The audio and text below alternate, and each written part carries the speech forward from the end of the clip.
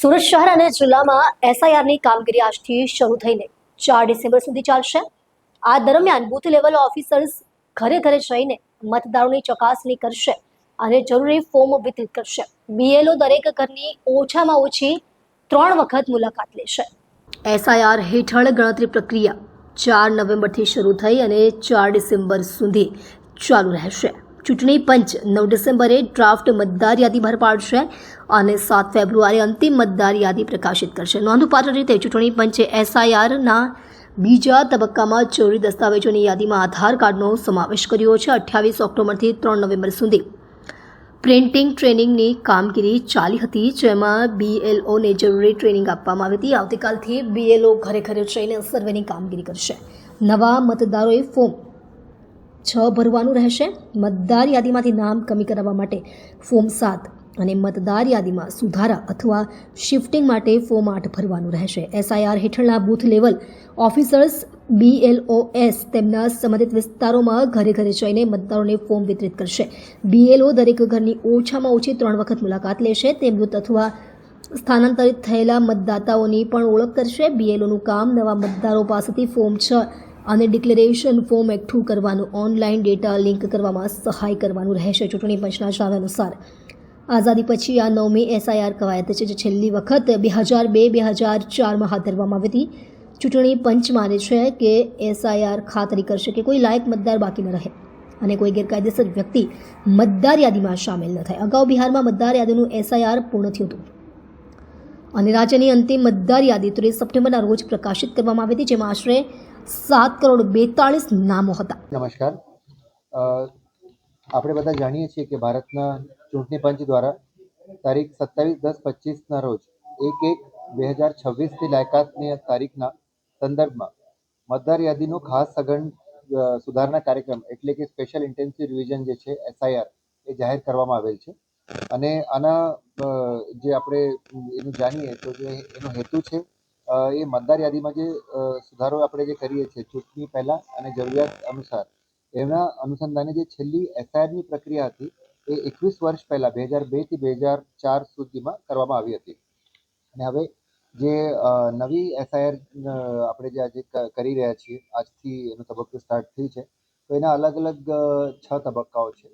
એમાંથી જે પહેલો તબક્કો હતો જેમાં મતદારો જે પ્રિન્ટિંગ અને તાલીમનો એક તબક્કો હતો, જેમાં જેટલા પણ એસઆઈઆર સાથે સંલગ્ન ફંક્શનરીઝ હતા આ લોકોની અમે ટ્રેનિંગ કરી દીધી છે. ઇવન પોલિટિકલ પાર્ટીઝ સાથે પણ મિટિંગ કરીને અને એમના જે BLAs છે, બૂથ લેવલ એજન્ટ, આ લોકોની પણ જે તાલીમ છે એ અમે કમ્પ્લીટ કરી છે. બીજો તબક્કો છે આપણે 4 નવેમ્બરથી એટલે આજથી 4 ડિસેમ્બર સુધી, જેમાં દરેક ઘર સુધી આપણે BLO મારફત પહોંચવાના છીએ અને જે એન્યુમરેશન ફોર્મ્સ છે એટલે એ ત્યાં જશે અને એન્યુમરેશન ફોર્મ જેને આપણે EF કહીએ છીએ તો EFની વિતરણ કરશે અને એ પછી પાછો લે છે. એટલે 1 મહિનામાં BLO ઘર ઘર સંપર્ક કરીને એમને ફોર્મ ડિસ્ટ્રીબ્યુટ કરશે અને ફોર્મ ફિલઅપ કરીને એ પાછા લેશે.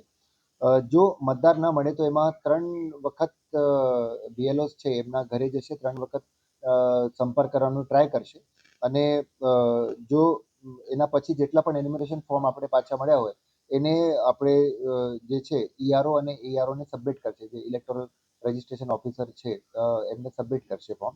અને જે લોકોના જે ગણતરી ફોર્મ પ્રાપ્ત થયા છે એવા તમામ મતદારોના નામ જે છે એ ડ્રાફ્ટ યાદીમાં સામેલ થશે. અને ત્રીજો તબક્કો આપણો ડ્રાફ્ટ મતદાર યાદીનું પ્રકાશન છે એ 9મી ડિસેમ્બરે આપણે કરવાના છીએ. એના પછી ચોથા તબક્કામાં જે ERO અને AROs છે એ 9મી ડિસેમ્બર 25થી 8મી જાન્યુઆરી 2026 દરમિયાન જે લોકોના નામ જે 2002થી 4 વાળી એસઆઈઆરની યાદીમાં મળતા નહીં હોય, કે મેપિંગ નહીં થતું હોય, એવા લોકોને જે લિંક નહીં થાય તો એવા લોકોને એવા મતદારોને નોટિસ અપાશે અને એમને શું છે કે નોટિસનો તબક્કો છે અને એ લોકો જે રજૂ કરે કે ભાઈ અમારું નામ અહીંયાથી મેપ થાય છે તો એ લોકોના નામ યાદીમાં સમાવેશ થશે. આપણે જે એના પછીનું જે તબક્કો છે એ જે લોકોને નોટિસ આપી હોય તો એમની પાત્રતા ચકાસવા માટે એવા કેસીસની સુનાવણી થશે. સુનાવણી થશે અને એમાં ડિસિઝન થશે કે ભાઈ અંતિમ યાદીમાં આ લોકોના નામ રાખવા પાત્ર છે કે નહીં.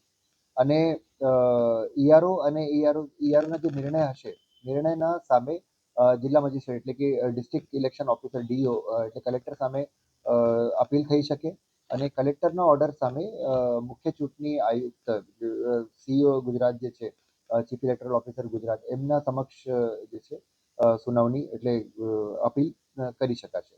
અને આ બધી પ્રોસેસ થયા પછી જ્યારે ડિસિઝન થશે તો છેલ્લા અને છઠ્ઠા અને અંતિમ તબક્કામાં મતદાર યાદીનું પ્રકાશન છે એ 7મી ફેબ્રુઆરી 2026ના રોજ થશે.